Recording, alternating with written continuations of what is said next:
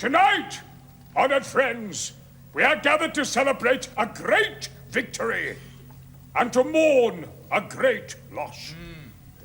A toast to our triumph!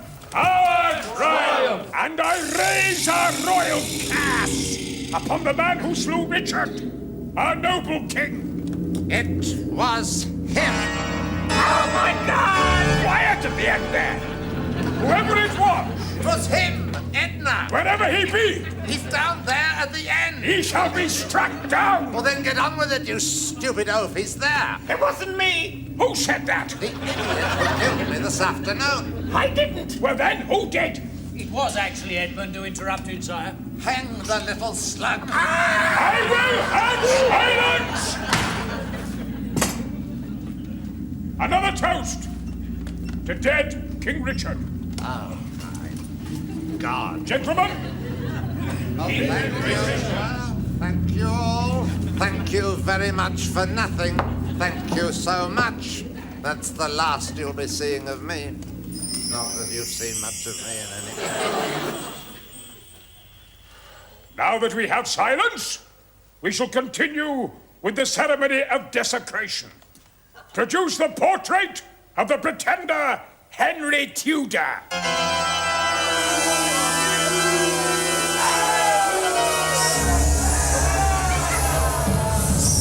Oh my God!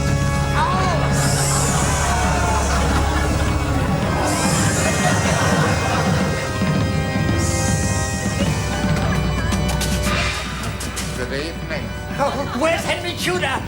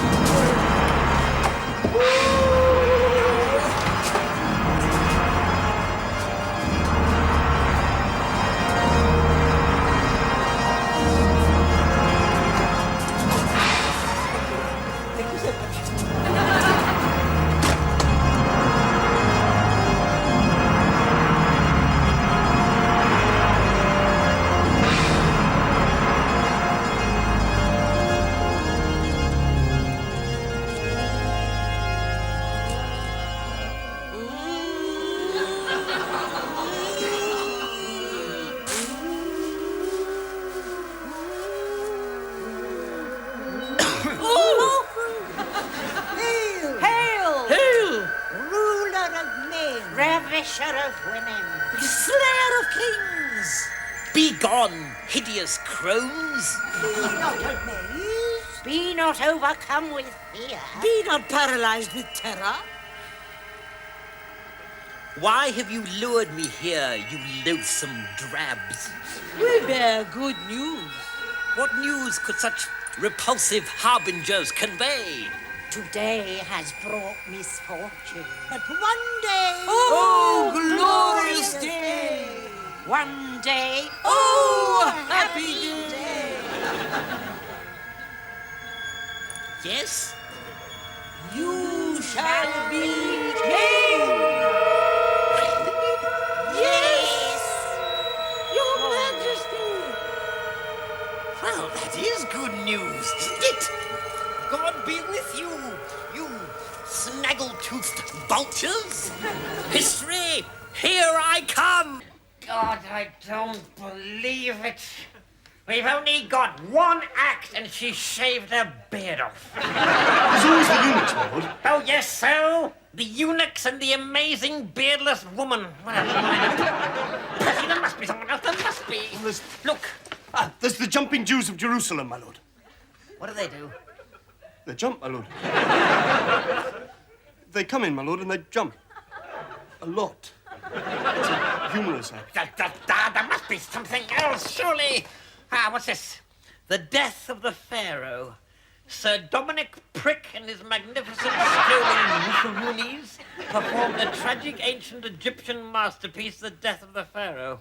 Well, that sounds funny. Oh, no. I found that very moving, my lord. Well, it better be funny or Prick will get his comeuppance, I can tell you. Well, look, what about Jerry Merriweather and his 4 chickens? What do? Lay eggs? Yes, my lord. All right. We'll have them.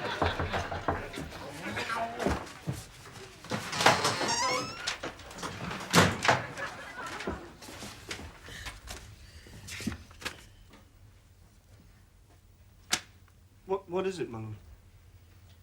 The eunuchs of council. Oh, dear. I should have known. Never trust a eunuch. What are we going to do? Well, I know what I'm going to do. Baldric, give me an execution order. I'm going to teach them a lesson they'll never forget. I'm going to remove whatever extraneous parts of their body still remain. My lord. Take that to the Lord Chancellor. Thank you. Oh, God, this is desperate, desperate. We could have the Morris dancers, my lord. Now, look, we are not that desperate. Morris dancing is the most fatuous, 10th-rate entertainment ever devised by man. 40 effeminate blacksmiths waving bits of cloth they've just wiped their noses on. How it's still going on in this day and age, I'll never know. Sorry, so do you want them or not?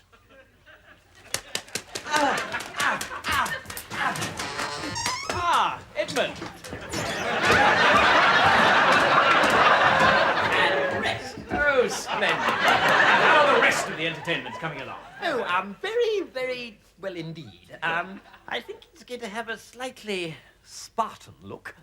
What, Greek? Yes, that's right. Yes, a Greek. Oh, look. Everyone turning up. Oh, absolutely everyone. So many people, in fact, I'm afraid I've had to let the eunuchs go. Oh, no. No,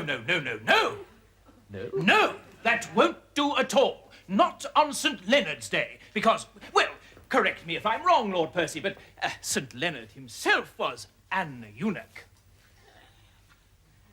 Yes, that's right. Well, that's why I thought it might be more tactful. Oh, no. To leave out the eunuchs on St. Leonard's Day would be like, well, it would be like leaving out the Morris dancers or the bearded women. Besides, Lord Dougal McCandless, the King's supreme commander, is expected at the feast, and as you know, eunuchs are his particular favourite. Scottish, you see. Good. Well, I'm relying on you, Edmund. Carry on.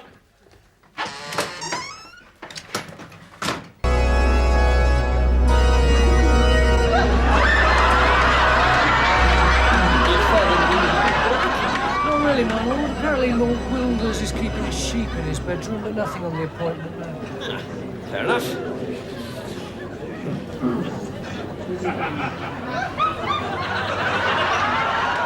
You're dressed like this, Edmund. Like what, sorry? Well, this enormous nonsense here. Fingers crossed. Members of the court and clergy, I have, at last, after careful consultation with the Lord God, his Son, Jesus Christ, and his insubstantial friend, the Holy Ghost, decided upon the next Archbishop. May he last longer in his post than his predecessors. Fat chance. I appoint to the Holy See of Canterbury my own son, Edwin, Duke of Edinburgh. Archbishop, we salute thee. Congratulations.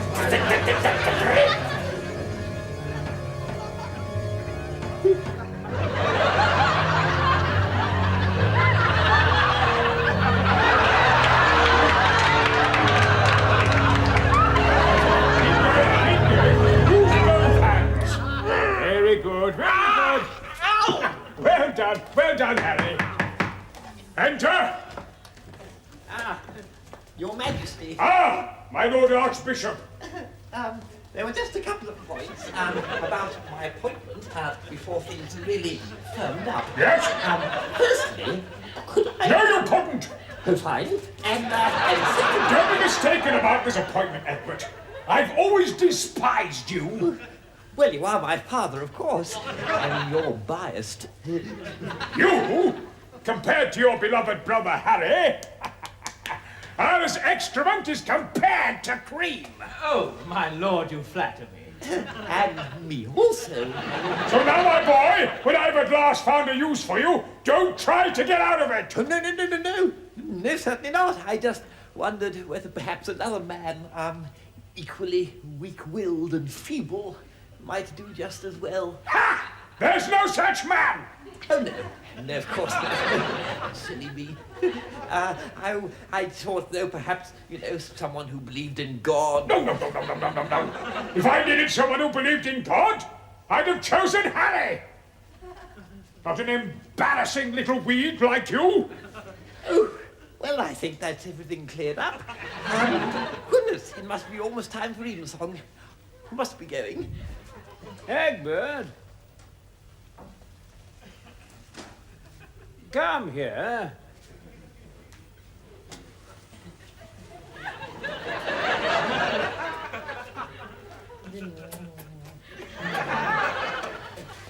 A word of advice. If you cross me now, or ever, I shall do unto you what God did unto the Sodomer. Oh, my lord, I don't think that's a very good idea. You understand? Well, I shall make myself available for all eventualities. Thank you so much.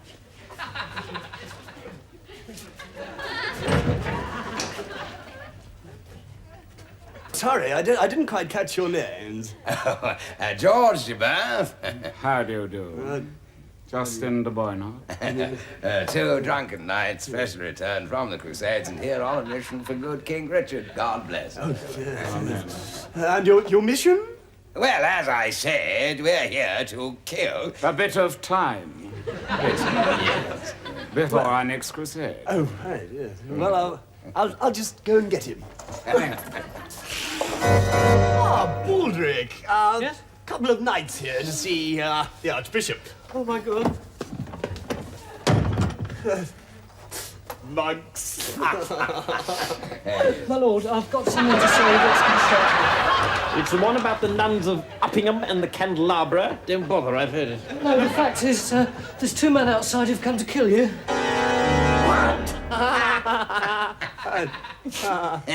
I'm terribly sorry about this. I'll just see what the delay is. Please do. Oh, feel free. Look, what's going on? Those 2 men have come to kill us! Oh, come on, honestly, Baldric. Just because a couple of people have a bit of breeding, you assume they're bound to be mindless killers.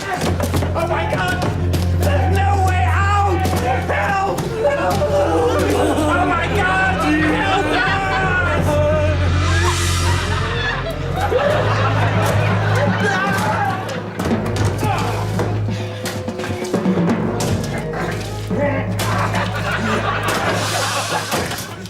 They've dropped off.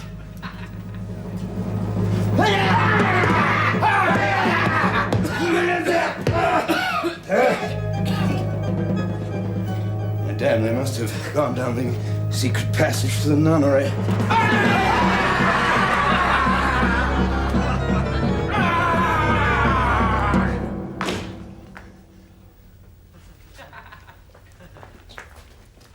Little Sisters of Indolence. 3 men came in. Which way did they go? I think they went that way. God bless you. Wait! Did you hear? They'll be watching out for us dressed like this. Quick, in here.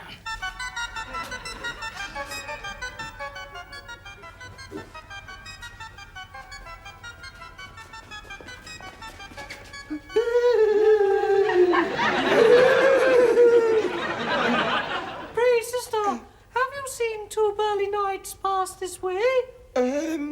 No, sister. More's the pity. Why don't you try that way? Thank you very much. You're welcome.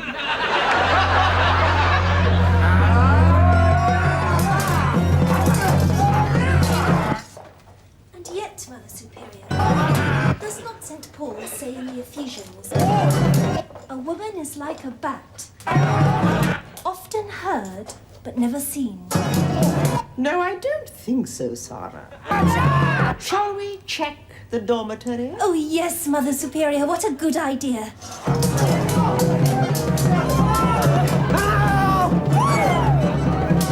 Girls! I've told you once, I've told you 1,000 times, fighting in the dormitory is completely forbidden. Who is the ringleader here? You! Yes, you, the plain girl! Oh, my God! It's the Archbishop of Canterbury! I think I can explain.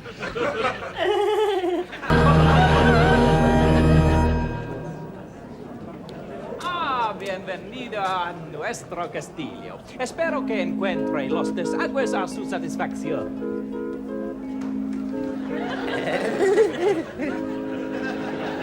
In Spanish, it means, welcome to our castle. I hope you find the drains to your satisfaction. Well, here you are. I've jotted it down for you. Should help you break the ice with the Infanta. Oh, by the way, I don't think you know the Countess Caroline of Luxembourg. No, how do you do, young lady? Well, good luck.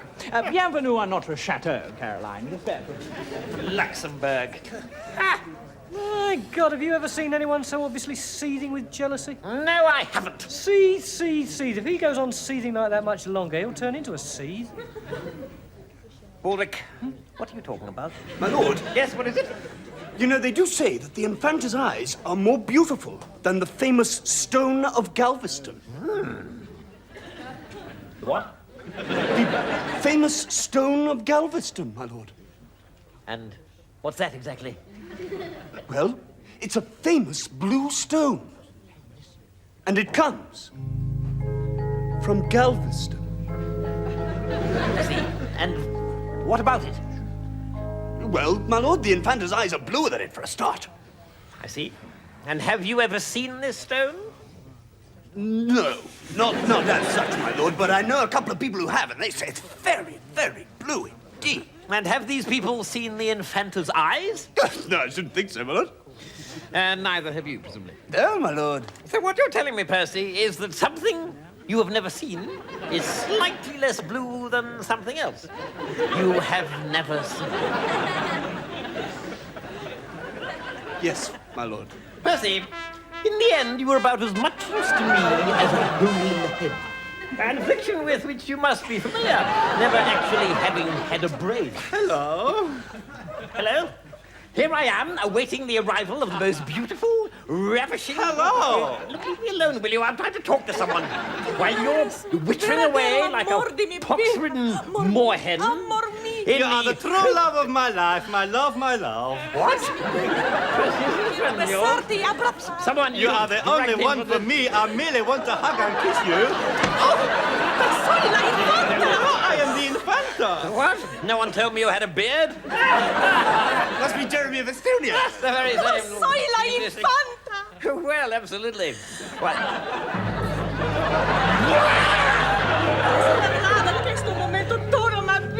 I have waited for this moment all of my life. Tus narices muy pequeñas de lo que esperaba. Your nose is smaller than I expected. I have suffered no similar disappointment. Amor mío. My love, my love.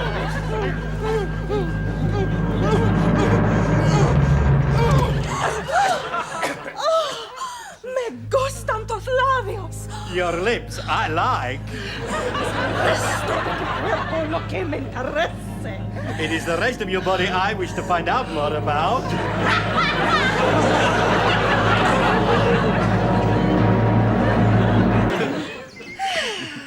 Esto estás bien. Well, this is nice.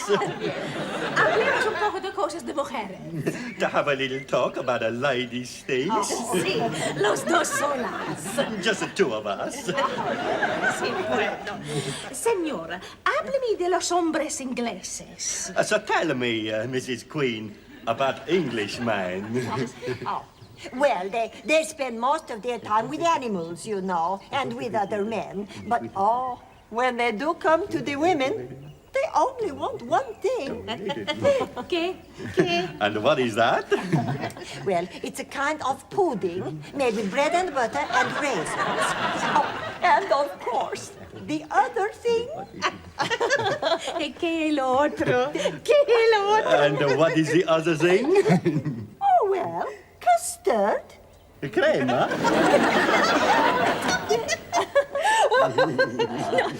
Edmondo, ¿qué tales? Now, Edmund, what's he like? Well, I told you, this pudding. No, in la cama. Now, what's he like in bed? Bed. Yeah, well, in bed, he likes hot milk with just a little touch of cinnamon. No. What is he like? Yeah, well, it's like a little rabbit, really. Mamma, quanto le quiero! Oh, Mommy, how much I love him. I would never have believed that my stag party would be like this. The most depressing night of my life. Well, my lord, at least you can take solace from one thing. What's that? You'd be pretty sure your wife's a virgin. Or at least there are no living witnesses to the contrary. If she wasn't, we might still stand a chance. Officially, you've still got to be a virgin. Right. What, my lord? Oh, no. No! Yes! Yes! Yes! Please, my lord, I beg you to reconsider. Baldric, if there was any other way, you know I'd take it. But I'll die in there. Don't worry, we'll give you a hero's funeral. Bury you at sea. Say you died in combat with an enemy vessel. Right, there we are. Go on, in you go. Little boy with big job to do. Come on, Percy. Get the king.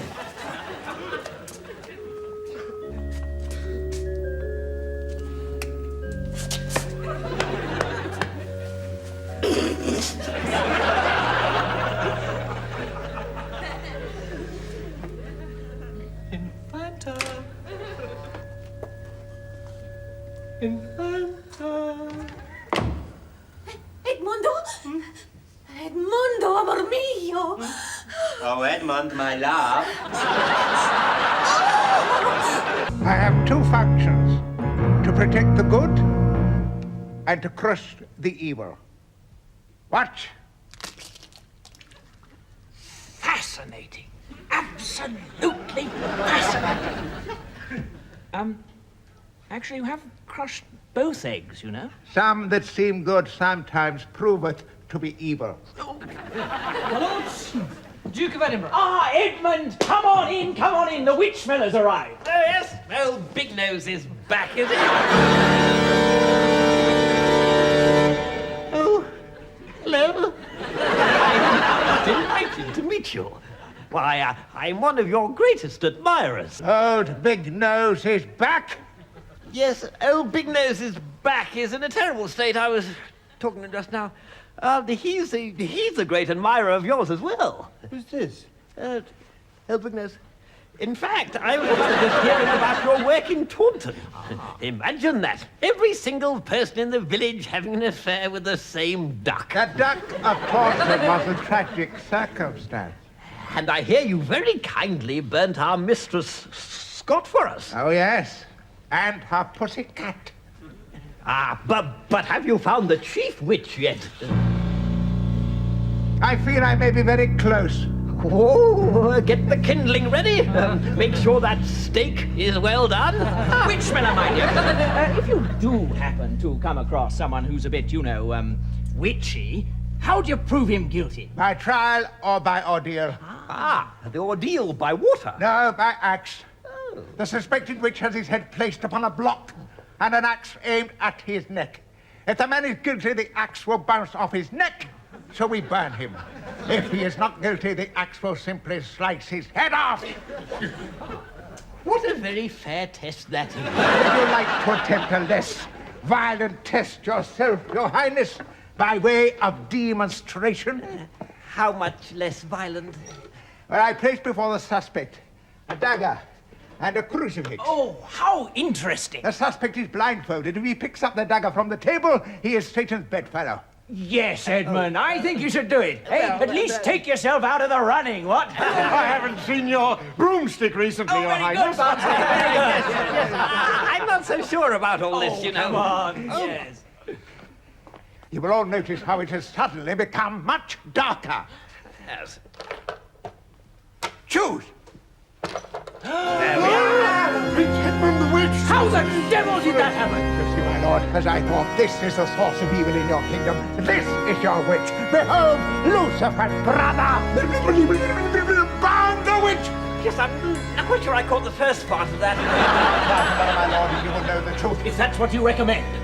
But Henry, you can't let him do this. He is very highly thought of, you know. But he's a quack. What did you say? Quack, quack, quack. You see, my lord, how the Duck of Taunton lives within him. Yes! I'm afraid so! Let him be tried tomorrow! Here comes the wife.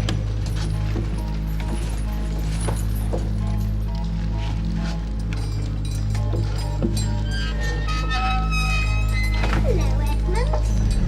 Hello, dear. You look funny.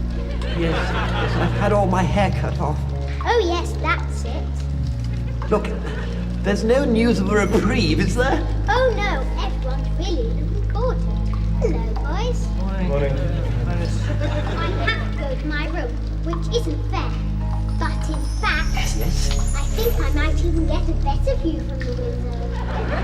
Oh, great. Well, I better be going. Oh, yes, and your mummy asked me to give you this. Oh, great! What is it? A knife? A file? A small bucket of water? No, silly, it's a dolly. Great. It's just what we needed. Goodbye, Edmund. Goodbye, dear. Mother! Oh, bye-bye, dear.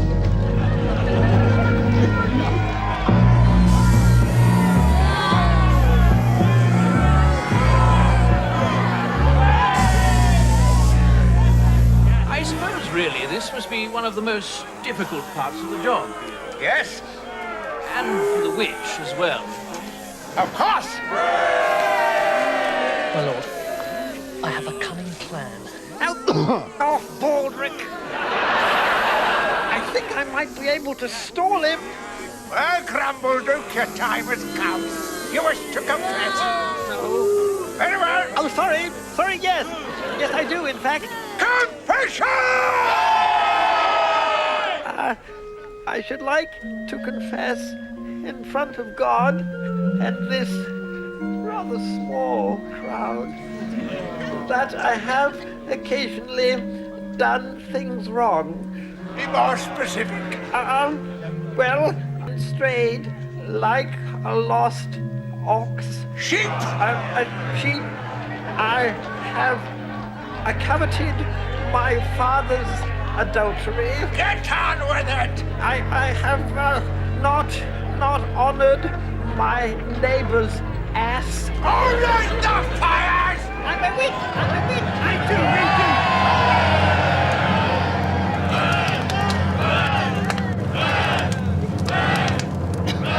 Oh, damn. I'm not even comfortable.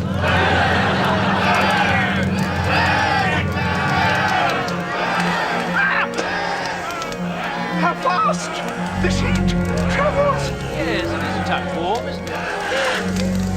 I feel as if I am on fire! I know, I'm rather regretting my choice of undergarments as well. I'm burning! I'm burning! I'm burning! Yes, but I expect you're jolly glad of that cloak in the winter. Good.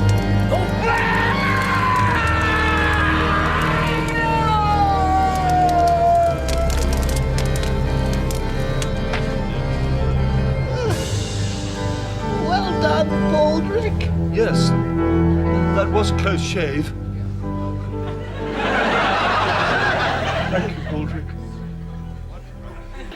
me. Jack, what is your second name? Large, Jack Large. Then in our band, you shall be known as Large Jack. Why? Well, because you are so little. Why not Little Jack, then? Well, because Large Jack is more amusing. Is it? Very well, then. Little Jack. Must you mock my size? No, of course not. I'm innkeeper. Some more beer. 6 large beers and another large beer. Let us then go on to the plan. A motto for our enterprise. Blessed are the meek, for they shall be slaughtered. Wait, the plan.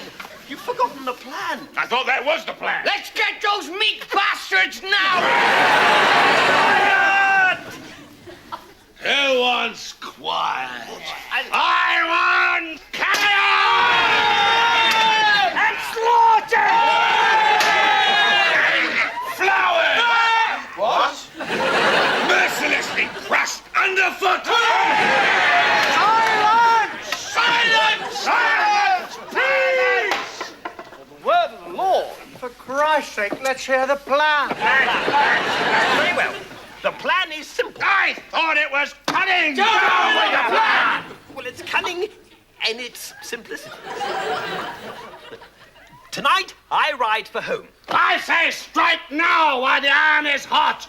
But the iron isn't hot. Isn't it? No, it's just warming up. But when it is hot, then we will strike. What? Are we gonna have to wait till summer? Then when the iron is hot. What iron? However agreed, I shall send for you all. How? Well, by a message, a sign. What sort of sign? Well, something black, probably. Black pudding. Not quite. Messenger with the black plague, perhaps. Yes, that's right. He means to kill us. I mean, a messenger with black hair. Ah! A black-headed messenger! and when he comes to you, drop whatever you are doing and speed with all haste to Jasper's Tavern. You know it well. How is old Jasper these days? Dead. Ow. I killed him. From there, I shall take you to the castle, where we will capture the king and the queen and the prince. And I'll say to them, the kingdom of Albion is ours. You are doomed to lives of exile. Get out. Yes, exile for life. But why don't we just kill them? Well, I suppose we could kill them. Wait till I send the sign. If I get a messenger with blackheads all over his face, now! It isn't a trap. Oh, because the Blackadder gives you his word. We want your word, not this Blackadder, fellows. But I am the Blackadder.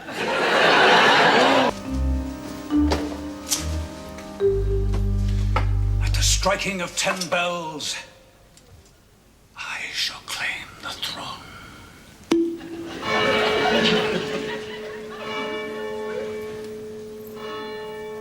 Shh! Ha ha!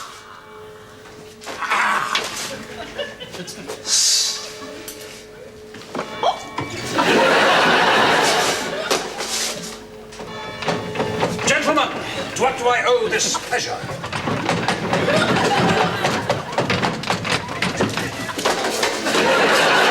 To me, Burgundy. Edmund, I had not expected to see you again. No, dead men don't tend to make social calls, do they? Prepare to die! Wait! Let me say just one last thing. If these men are indeed, as they seem to be, the 6 most evil men in the land... Yes, they are. Your last sentence, please. Then they've made a pretty damn peculiar choice for their leader, haven't they? My Lord Warden of the Privies. You think they should have chosen you? Thrush? A man twisted by unbridled ambition? A man tortured by insatiable greed? The most evil man in the world? Do you think they should have chosen you? Yes! But he's a mindless killer. You destroy the kingdom. He murdered his own family. Well, who didn't? I certainly killed mine. And I killed mine. And I killed yours. Did you? Yes. Good on your father. With me then? Yes! Prepare to die. Yeah! Wait! I have a more amusing method. Amusing for whom, I wonder? Gentlemen!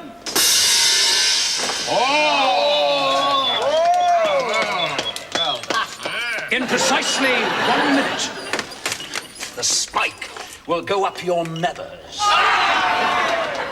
The shears will cut off your ears. Both of them? Yes. Then these axes will chop off your hand. And I do not think we need go into the attributes of the coddling grinder.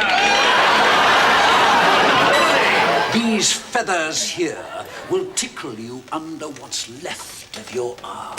And that is the amusing part.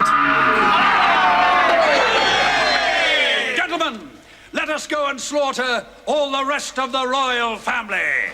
God save the king! 'Cause nobody else will!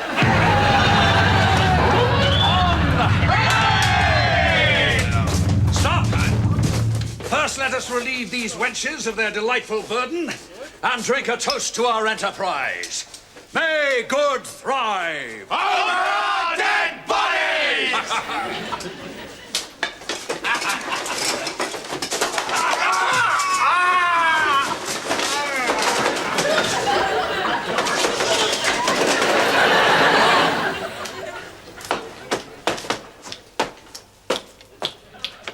It's got a bit of a sting in its tail.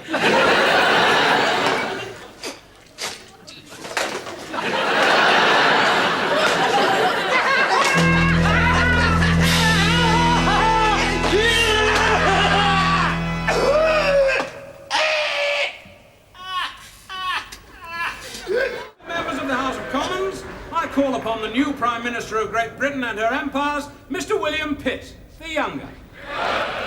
Mr. Speaker, members of the House, I shall be brief, as I have rather unfortunately become Prime Minister right in the middle of my exams. I look forward to fulfilling my duty in a manner of which Nanny would be proud. I shall introduce legislation to utterly destroy 3 enemies of the state.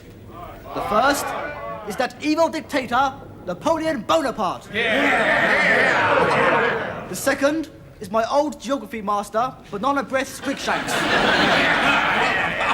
But most of all, sirs, I intend to pursue that utter slob, the Prince of Wales. Why? This year alone, he has spent £15,000 on banqueting. £20,000 on perfume. And most astonishingly of all, an astonishing £59,000 on socks.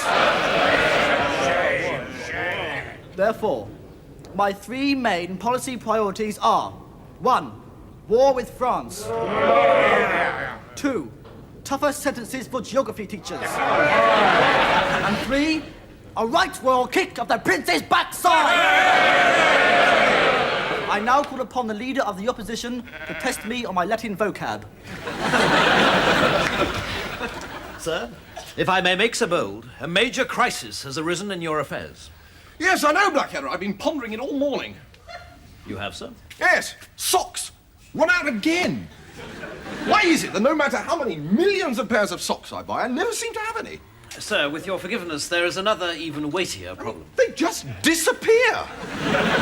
Honestly, you'd think someone was coming in here, stealing the damn things, and then selling them off.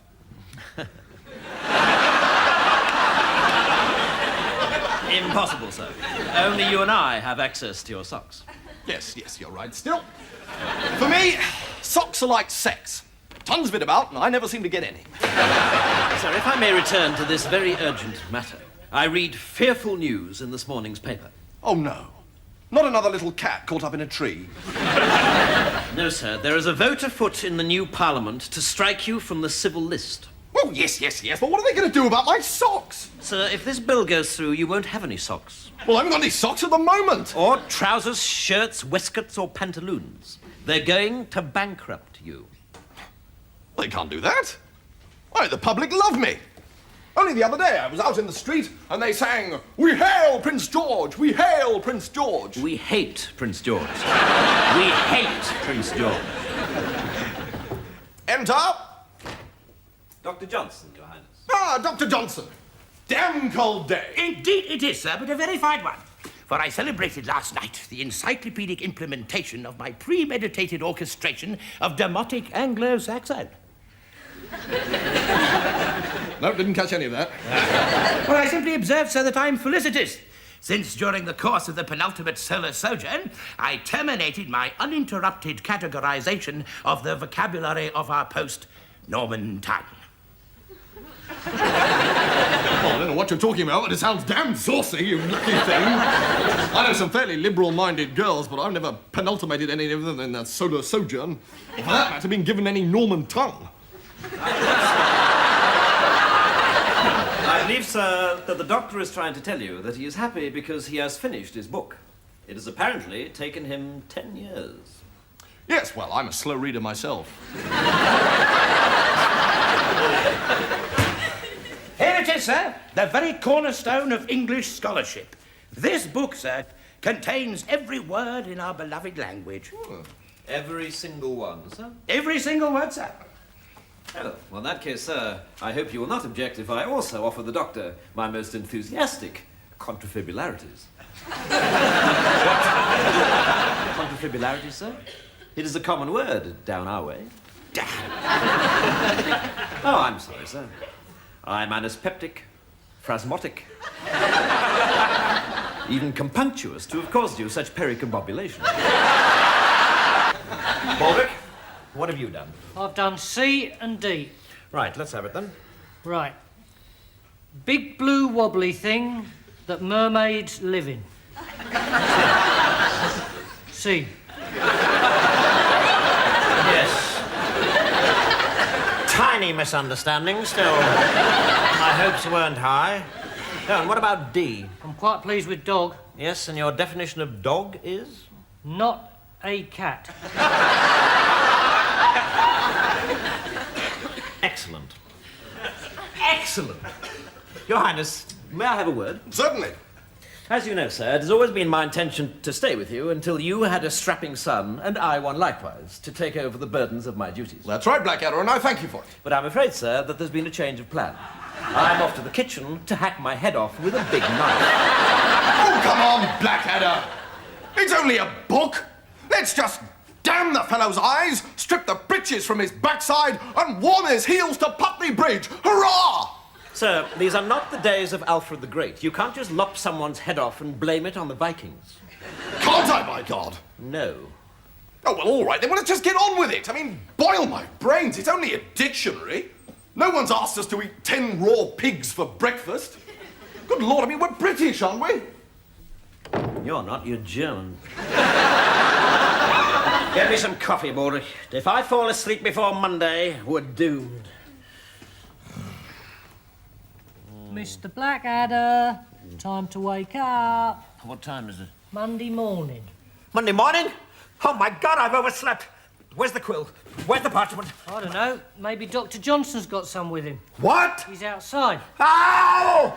Are you ill, sir? No, you can't have it. I know I said Monday, but I want Baldrick to read it, which unfortunately will mean teaching him to read. Which will take about 10 years. But time well spent, I think, because it's such a very good dictionary. I don't think so. Oh, God, we've been burgled! I think it's an awful dictionary, full of feeble definitions and ridiculous verbiage. I've come to ask you to chuck the damn thing in the fire. Are you sure? I've never been more sure of anything in my life, sir. I love you, Dr. Johnson, and I want to have your babies. Excuse me, Dr. Johnson, but my Auntie Marjorie's just arrived. Baldric, who gave you permission to turn into an Alsatian? Oh, God, it's a dream, isn't it? It's a bloody dream. Dr. Johnson doesn't want us to burn his dictionary at all.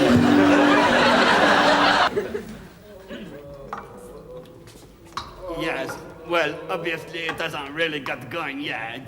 I think that's a bit of an understatement, Frou-Frou. I've been at autopsies with more party atmosphere. Don't worry, in a moment we will hear the sound of music and happy laughter.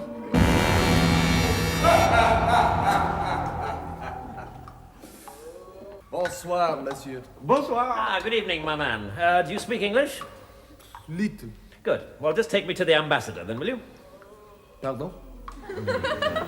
I have rescued an aristocrat from the clutches of the evil revolutionaries.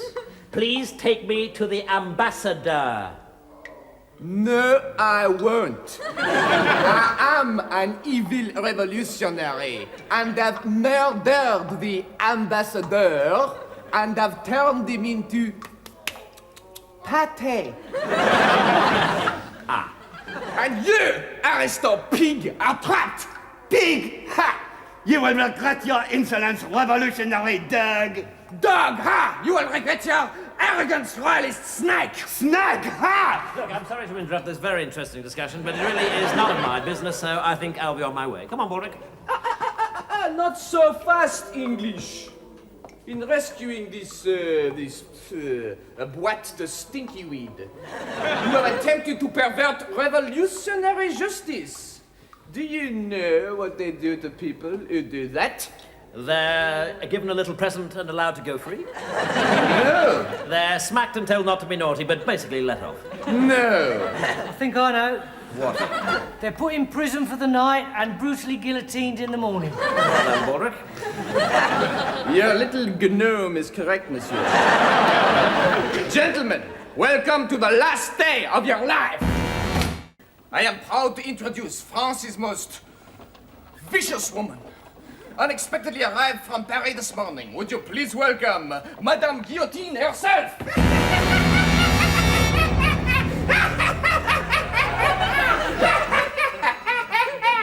Are these the English pigs? Yes, that's us. Leave them with me, Monsieur Ambassador. I intend to torture them in a manner so unbearably gruesome, even you will not be able to stand it. I don't think I will have a problem, madame. No, you will be sick. What if I stay for the first few minutes and then I leave if I'm feeling queasy? No, you will be sick immediately. What if I'm sick quietly in a bag? I mean, what is in your mind?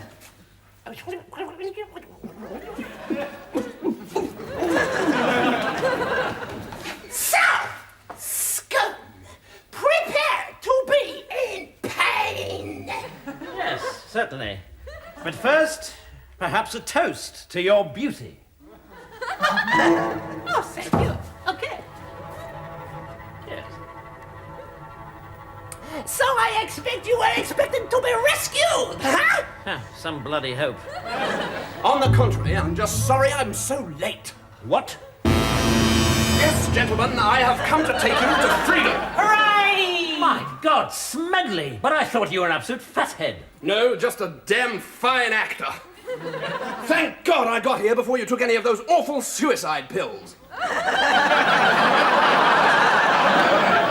Yes, I suppose if someone had taken one and wished that he hadn't, he'd be able to do something about it. No, they're very odd things, you see. The symptoms are most peculiar.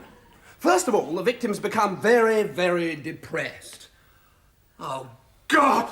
But this whole revolution is so depressing. I mean, sometimes I wonder why I bother. I mean, I'm so lonely and nobody loves me. And after the depression comes death. No, after the depression comes the loss of temper, you stuck-up bastard! What are you staring at?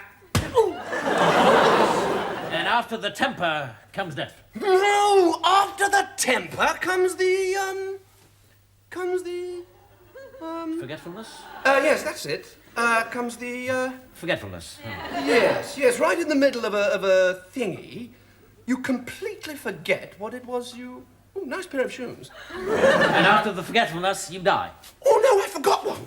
After the forgetfulness comes a moment of exquisite happiness. Jumping up and down and waving your arms in the air and knowing that in a minute we're all going to be free. Free! Free! And then death? No, you jump in a corner first. Hooray! It's the Scarlet Pimpernel! Yes, Mordred. And you killed him! As we rehearsed, poetry first, sausage later. So what if Harold the Horny Hunter should do the trick? Just remind me of it, sir. Harold the Horny Hunter had an enormous horn. Yes. It is absolutely excellent, sir. However, might I suggest an alternative? Lovely little dumpling, how in love I am. Let me be your shepherdkins, you can be my lamb. Well, I think we'll be very lucky if she doesn't just come out onto the balcony and vomit over us. But still, let's give it a whirl. You just right here, sir. Right. Call for her romantically. Right.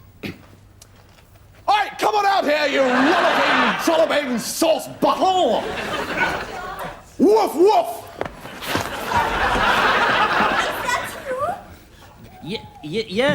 Yes, 'tis I, your gorgeous little love bundle. Oh, George, I think you must be the snuggly, wuggliest lumpkin in the whole of Toyland.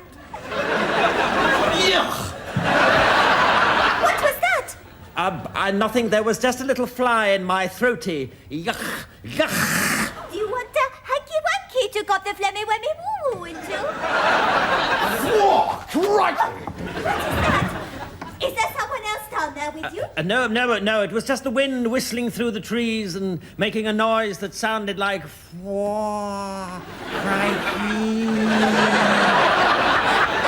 Oh, joy! Then come, Prince Cuddly Kitten. Climb up my ivy. Sausage time! There is someone down there with you. Oh, my God, yes, so there is. A filthy intruder spying on our love. Oh, hit him, George, hit him! Very well. Would you mind screaming, Your Highness? Take that! And that! And that! Oh, you're so brave. And I'm so worn out with all the excitement. I better go sleepy, Bobos. Otherwise, I'll be all cross in the morning. Nighty-night, Georgie Porgy. Nighty-whitey, Amy-wamey. I think it works, sir. In the morning, I shall go in and ask her father. You go out and start spending his money. I can't stand meanness when it comes to wedding presents. And well done, sir. You were brilliant. Was I? Yes, sir. But I'm in agony. Well, that's love for you. Sir, I come as emissary of the Prince of Wales with the most splendid news. He wants your daughter, Amy, for his wife. Well, his wife can't have her. Outrageous, sir, to come here with such a suggestion. Mind, sir, or I shall take off my belt and by thunder, my trousers will fall down. Sir, you misunderstand. He wants to marry your lovely daughter. Oh, can it be possibly true? Surely lovers never cross such boundaries of class. Well, what about you and Mum? Well, yes, granny, when I first met her, I was the farmer's son, and she was just the lass who ate the dung, but that was an exception. And Auntie Dot and Uncle Ted. Yes, all right, he was a pig poker, and she was the Duchess of Argyle, but... And Auntie Ruth and Uncle Isaiah, she was a milkmaid, and he was... The Pope, yes, all right. I won't argue. Suffice it to say, if you marry, we need never be poor or hungry again. Sir, we accept. Good. So obviously you'll be wanting an enormous ceremony. What did you say? Well, obviously, now we're marrying quality, we'll never be poor or hungry again. Meaning that you're poor and hungry at the moment? Oh, yes. We've been living off lard butties for 5 years now. I'm so poor I use my underpants for drying dishes. So you're skint? Aye. Well, in that case, the wedding's off. Good day. Well, Baldric, a good night's work, I think. It's time to divide the loot, and I think it's only fair that we should share it equally. Which I suppose is highwayman's talk for you get the cash, I get the snotty hanky. No, we did this robbery together, so you get half the cash. Oh, thank you, Mr. B. This robbery, on the other hand, I'm doing alone. Hand it over, your money or your life. All fair and above board. Fair enough. As long as I haven't been cheated, I don't mind. Hands up! I am the shadow, but I never miss. Oh, no. You, the one that looks like a pig. He's talking to you, Baldric. Skedaddle! So, who have we here? Ah, a well-set-up fellow indeed. Sir, a kiss. Sorry, I'm not sure I heard that correctly. Oh dear. Maybe your ears need unblocking. Oh, I see, a kiss. Oh, of course. And then perhaps a little light supper, some dancing. Who knows where it might lead. Good Lord, it's you! Of course. But your voice, it's... Clever, isn't it? Does your father know you're out? He had to go. You mean he's dead? Yes, dead as that squirrel. Which squirrel? Oh, that squirrel. Of course. You killed him for ruining your chances of marrying Prince George. I despise the prince. Don't you know it's you I want? I want a real man. A man who can sew on a button. A man who knows where the towels are kept. And yes, I crave your fabulous, sinewy body. Well, you're only human. Here's the plan, Brown Eyes. You rob the prince of everything he's got, right down to the clothes he's standing in. I'll get my stash and meet you here. And then we'll run away to the West Indies. Well, I don't know. I'll have to think about it. I've thought about it. It's a brilliant plan. I'll see you here tomorrow. Right, I'm off. Oh, sir, but what about the danger? Look, the reward's going up day by day. Ha! I laugh in the face of danger. I drop ice cubes down the vest of fear. Things couldn't be better, Baldric. She'll get me abroad and make me rich. Then I'll probably drop her and get 200 concubines to share my bed. Won't they be rather prickly? Concubines, Baldric, not porcupines. Britain has the finest trade, the finest armies, the finest navies in the world. And what do we have for royalty?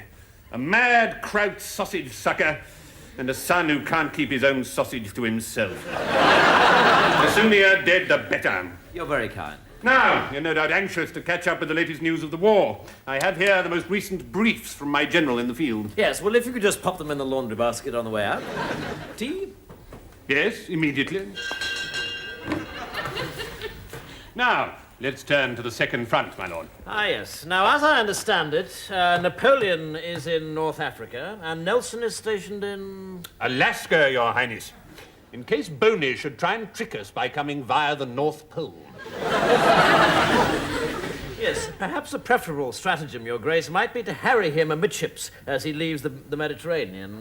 Trafalgar might be quite a good... Trafalgar? Well, I'll mention it to Nelson. I must say I'm beginning to regret the necessity of killing you, Your Highness. I'd been told by everybody that the Prince was a confounded moron. No. Oh, Helen Buckshot, here's that tiresome servant of yours again. Oh, budge up.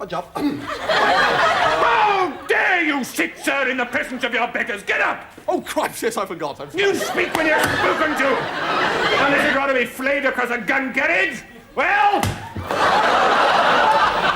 Sir, I fear you have been too long a soldier. We no longer treat servants that way in London society. Why, I hardly touched the man. I think you hit him very hard. Nonsense! That would have been a hard hit. I just hit him like that. No, sir. A soft hit would be like this. Whereas you hit him like this.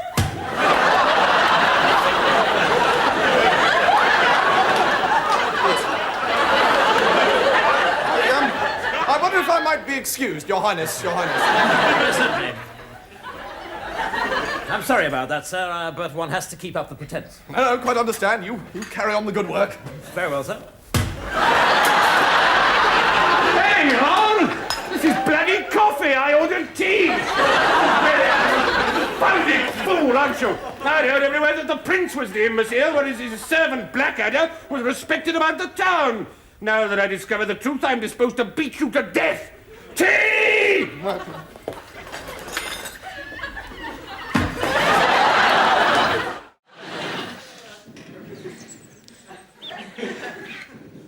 No, don't stop, sir. It's coming. It's definitely coming. I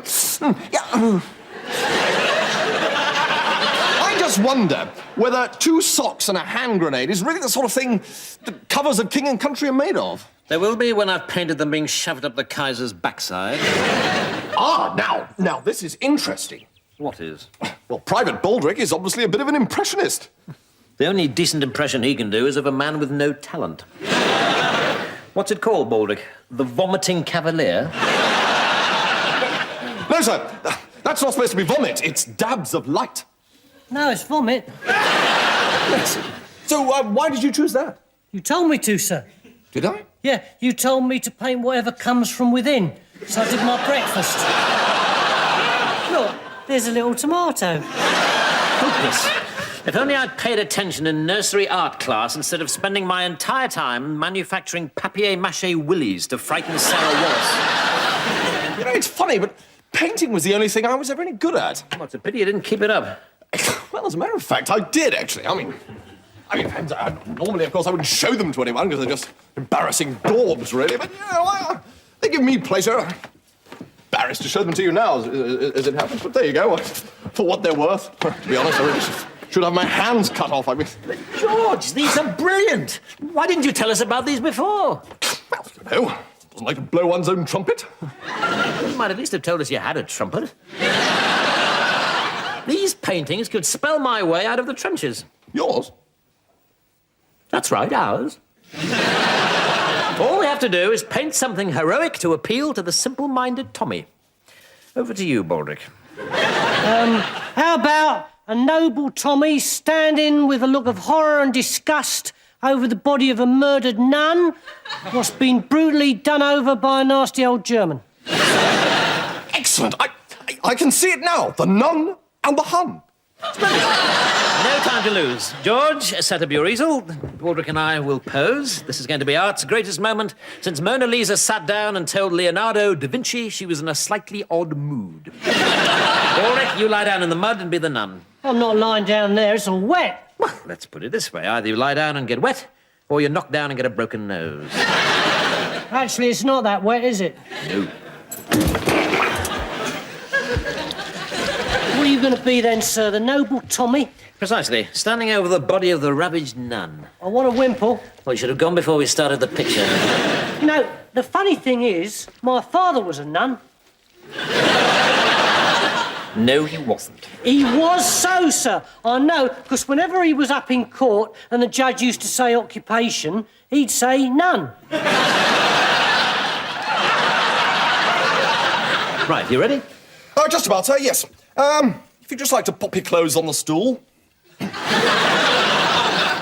I'm sorry? Just pop your clothes on the stool over there. You mean you want me tackle out? So, yes. If I can remind you of the realities of battle, George, one of the first things that everyone notices is that all the protagonists have got their clothes on. Neither we nor the Hun favour fighting our battles au naturel. Sir, it's artistic license. It's willing suspension of disbelief. Well, I'm not having anyone staring in disbelief at my willy suspension. Now get on and paint the bloody thing sharpish.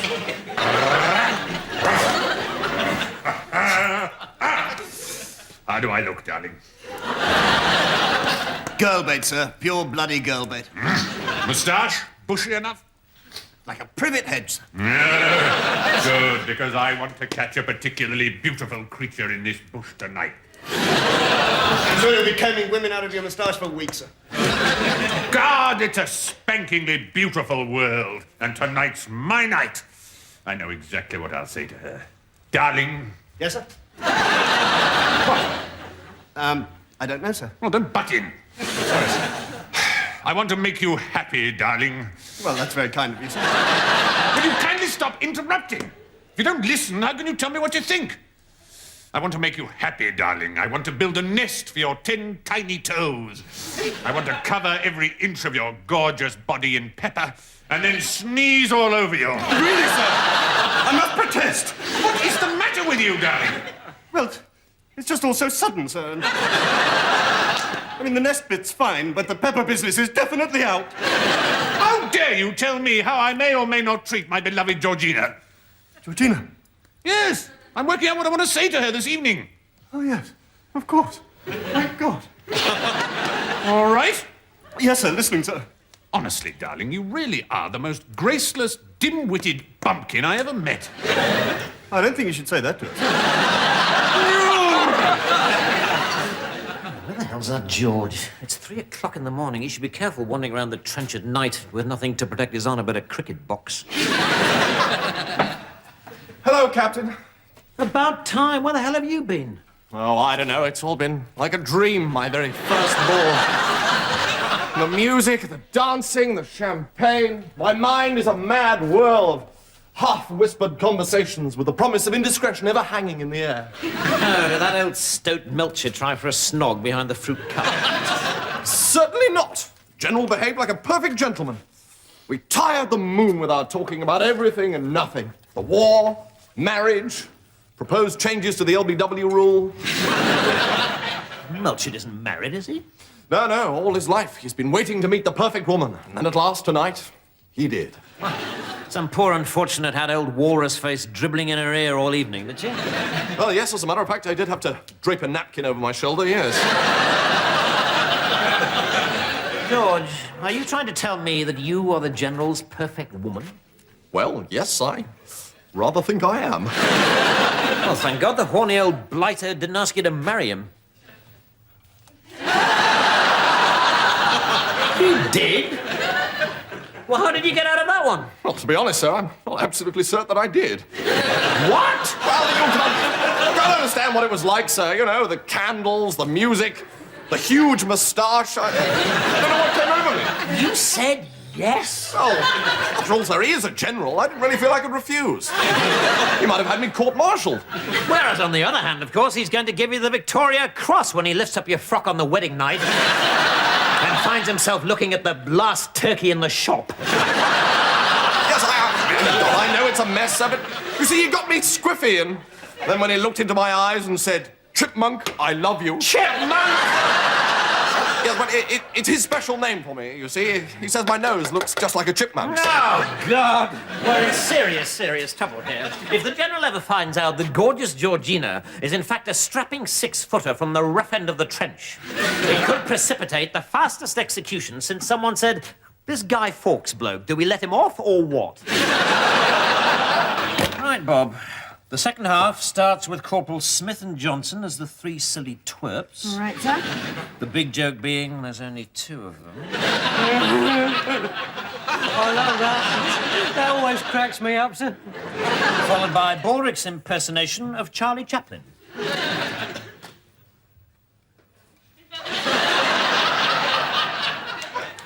Yes. Bob, take a telegram. Yes, sir. Mr. C. Chaplin, Senate Studios, Hollywood, California.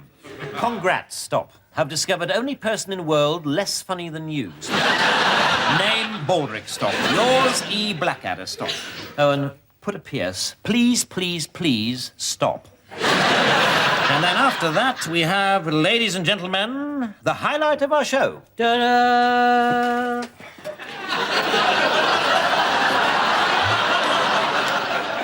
I feel fantastic.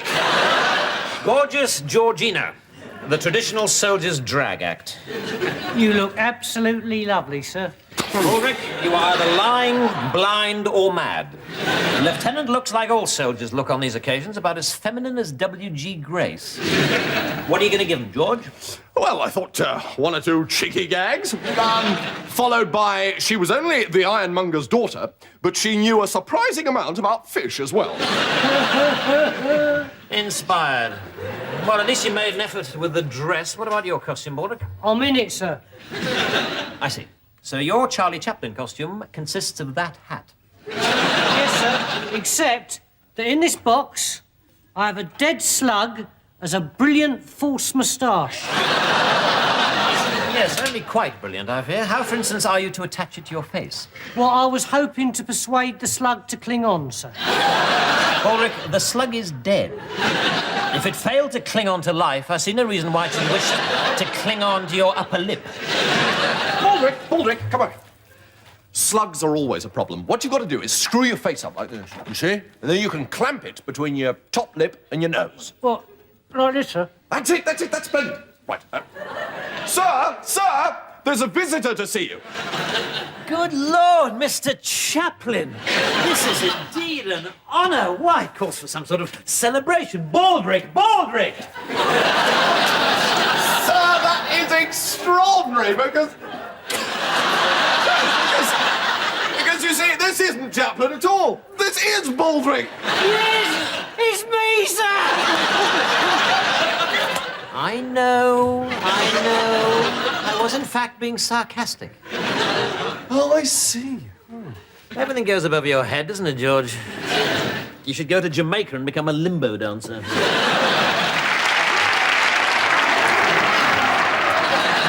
They love him, sir. We're a hit. Yes, in one short evening, I've become the most successful impresario since the manager of the Roman Colosseum thought of putting the Christians and the lions on the same bill. Sir, some people seem to think that I was best. Would you agree? Ulrich, in the Amazonian rainforests, there are tribes of Indians as yet untouched by civilization who've developed more convincing Charlie Chaplin impressions than yours. Oh, thank you very much, sir. He's coming off.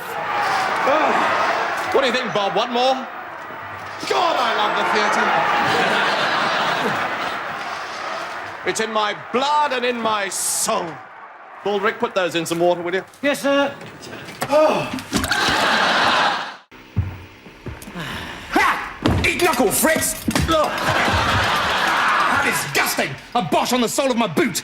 I shall have to find a patch of grass to wipe it on. Probably get shunned in the officer's mess. Sorry about the pong, you fellows. Trod in a Bosch and can't get rid of the whiff. Do you think we could dispense with the hilarious doggy-doo metaphor for a moment? I'm not a Bosch. This is a British trench. Is it? Oh, that's a piece of luck. Thought I'd landed sausage side. Ha! Mind if I use your phone? If word gets out that I'm missing, 500 girls will kill themselves. I wouldn't want them on my conscience. Not that they ought to be on my face. Hi, Flash out here. Yeah.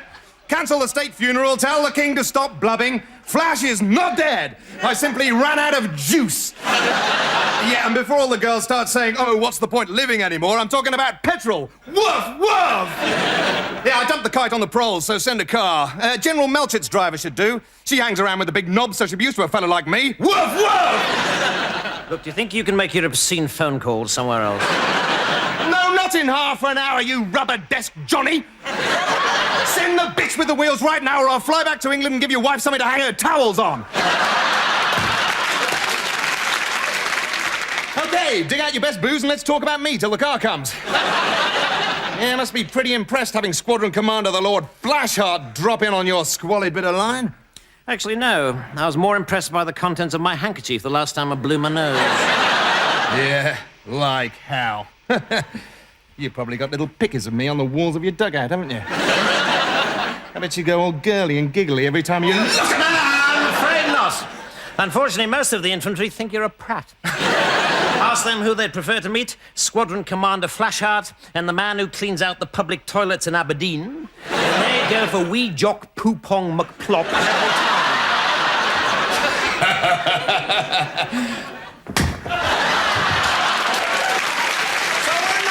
Loop the loop. I honestly thought that... My God! Yes, I suppose I am. Lord Flashheart, this is the greatest honour of my life. I hope I snuff it right now to preserve this moment forever.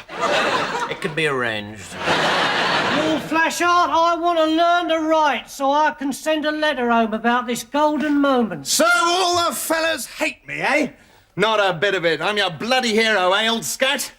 Jesus. Now, Lord, I've got every cigarette card they ever printed of you. My whole family took up smoking just so that we could get the whole set. My grandmother smoked herself to death so we could afford the album. Of course she did. Of course she did, the poor love-crazed old octogenarian. Well, all right, you fellas. Let's sit us down and yarn about how amazingly attractive I am. Yes, would you excuse me for a moment? I've got some urgent business. There's a bucket outside I've got to be sickened to. All right, you chaps, let's get comfy. You look like a decent British bloke. I'll park the old booties on you if that's okay. It would be an honour, my lord. Of course it would. Have you any idea what it's like to have the wind rushing through your hair? No, sir? He has. Lucky devil. But now, forgive me. I must take to the skies once again. Very funny. The noble Lord Flashheart still eludes me. I think you'll find he's overrated. Bad breath and impotent, they say. Sensual innuendo! But enough of this. As you say in England, I must fly. Perhaps I will master this humor after all, yeah? I wouldn't be too optimistic. He's a little fella. If you get lonely in the night, I'm in the old chateau. There's no pressure. Pratful! Is it really true, sir? Is the war really over for us? Yep, out of the war and teaching nuns how to boil eggs. For us, the Great War is finito. A war that would be a damn sight simpler if we just stayed in England and shot 50,000 of our men a week. No more mud, death, rats, bombs, shrapnel, whiz-bangs, barbed wire, and those bloody awful songs that have the word whoops in the title. Oh, damn, he's left the door open. Oh, good, we can escape, sir. Are you mad, Baldric? I'll find someone to look it for us. Shush! KB! Mum's the word, not half or what? Sir, why did you just slam the door on Lieutenant George? I can't believe it. Go away! It's me! Well, what the hell are you doing here? Oh, never mind the hows and the whys and the do you mind if I don't? It'll take a Superman to get in here. Well, it's funny you should say that because, as it happens, I did have some help from a rather spiffing bloke. He's taken a break from some crucial top-level shagging. It's me! Hooray! Potatoes, George! You said noble brother flyers were in the lurch. If I'd known you meant old slack bladder and the mound of the hound of the Baskervilles, I'd probably have let them stew in their own juice. And let me tell you, if I ever tried that, I'd probably drown.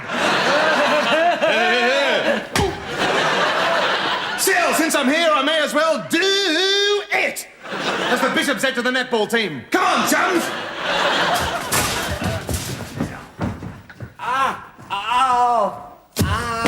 Come on! Yes, look, I'm sorry, chaps, but I've splintered my pancreas. And I seem to have this terrible cough. Cards! Wait a minute. Now, I may be packing the kind of tackle that you'd normally expect to find swinging about between the hind legs of a Grand National winner. But I'm not totally stupid. I've got the kind of feeling you'd rather we hadn't come. No, I'm very grateful. It's just that I'd slow you up. I think I'm beginning to understand. Are you? Just because I can give multiple orgasms to the furniture just by sitting doesn't mean that I'm not sick of this damn war. The blood, the noise, the endless poetry. Is that really what you think, Flashard? Of course it's not what I think. Now get out that door before I redecorate that wall in an interesting new colour called Hint of Brain. Excellent. Well, that's clear. Let's get back to that lovely war then. Woof! Woof! Mark! Blackadder. Oh, damn, foiled again. What bad luck. And the Lord Flashard. This is indeed an honor. Finally, the two greatest gentlemen flyers in the world meet. Two men of honor who have jousted together in the cloud-strewn glory of the skies, are face to face at last. How often I have rehearsed this moment of destiny in my dreams. The valor we to encapsulate, the unspoken nobility of our comradeship. Right, Baldric. This is an old trick I picked up in the Sudan. We tell HQ that I've gone insane, and I will be invalided back to Blighty before you can say a wibble. A poor, gormless idiot. Well, I'm a poor, gormless idiot, sir, and I've never been invalided back to Blighty. Yes, Baldric, but you never said a wibble. Now, ask me some simple questions. Right. What is your name? Wibble. What is 2 + 2? Oh, wibble. Where do you live? London? Hey? A small village on Mars, just outside the capital city. Wibble. All the men present and correct, sir. Ready for the off, eh? I'm afraid not, Lieutenant. I'm just off to Hartlepool to buy some exploding trousers. Come again, sir. Have you gone barking mad? Yes, George, I have. Cluck, cluck, gibber, gibber, my old man's a mushroom, etc. Go send a runner to tell General Melchett that your captain has gone insane and must return to England at once. Sir, how utterly ghastly for you. I mean, well, you'll miss the whole rest of the war. Yes, very bad luck. Beep. Right. Beep. Now, Baldric, I'll be back as soon as I can. Papa. Whatever you do, don't excite him. fat chance. Now, all we have to do is wait. Baldric, fix us some coffee, will you? And try to make it taste slightly less like mud this time. Not easy, I'm afraid, Captain. Why is this? 'Cause it is mud. We ran out of coffee 13 months ago. So every time I've drunk your coffee since, I have in fact been drinking hot mud. With sugar. Which, of course, makes all the difference. Well, it would do if we had any sugar, but unfortunately we ran out New Year's Eve 1915. Since when, I've been using sugar substitute. Which is? Dandruff. Brilliant. Still, I could add some milk this time. Well, saliva. No, thank you, Baldric. Call me Mr. Picky, but I think I'll cancel it, okay? That's probably because you're mad, sir. Well, quite. Well, it didn't go down at all well, I'm afraid, sir.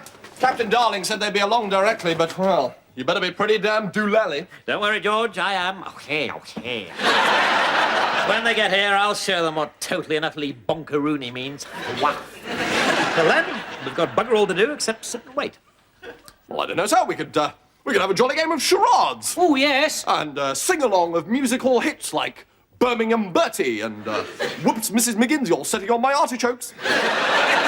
Yes, I think bugger all might be rather more fun. Permission to ask a question, sir? Permission granted, Baldric, as long as it isn't the one about where babies come from. No. The thing is, the way I see it, these days there's a war on, right? And ages ago there wasn't a war on, right? So there must have been a moment when there not being a war on went away, right? And there being a war on came along.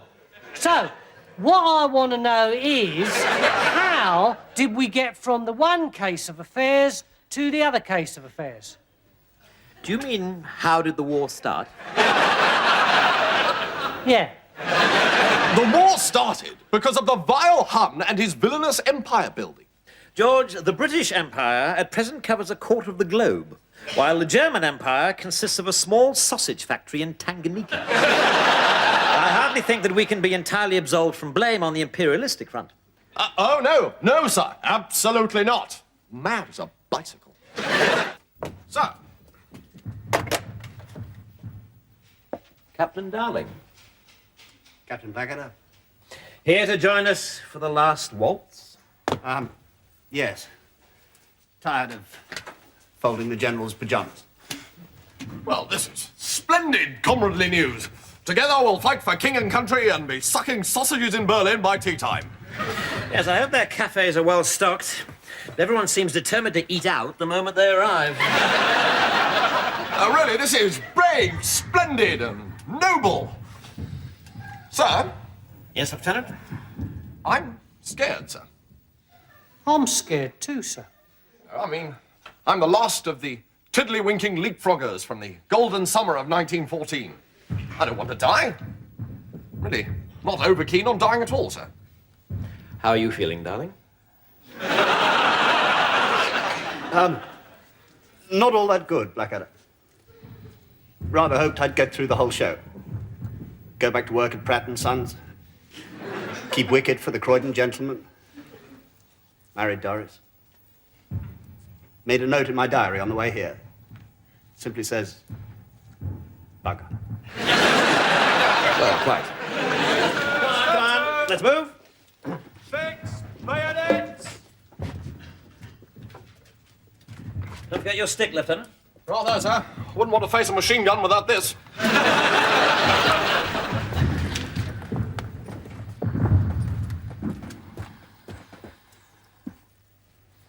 Listen. Our guns have stopped. You don't think... Maybe the war's over. Maybe it's peace. Oh, hurrah! The big knobs have got round the table and yanked the iron out of the fire. Thank God. We lived through it. The Great War, 1914 to 1917. Hip, hip, hooray! I'm afraid not. The guns have stopped because we're about to attack. Not even our generals are mad enough to shell their own men. They think it's far more sporting to let the Germans do it. So we are, in fact, going over. This is, as they say, it. I'm afraid so.